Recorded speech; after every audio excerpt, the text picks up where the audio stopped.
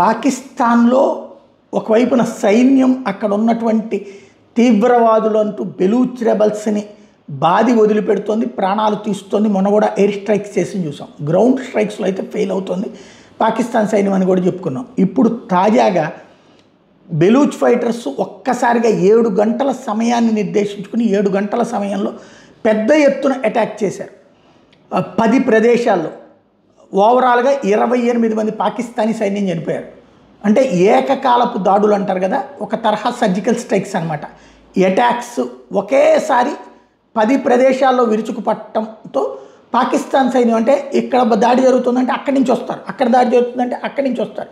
ఇట్లాగా బయలుదేరే ప్లేసెస్ అన్నింటిని ఐడెంటిఫై చేసి ఒకేసారి 10 ప్లేసెస్ మీద బెలూచ్ రెబల్స్ చేసినటువంటి దాడితో పాకిస్తాన్ సైన్యం బెత్తరపోయింది. తామే వ్యూహకర్తలు అనుకుంటే ఎత్తుకి పై ఎత్తు, తాడిదన్నేవాడు ఒకడు ఉంటాడు, తలదన్నేవాడు ఒకడు ఉంటాడు అన్నటువంటిది చూపించారు బెలూచ్ రెబల్స్. దాంతో పాకిస్తాన్ సైన్యం కకావికలమైంది, ప్రాణాలు కోల్పోయింది.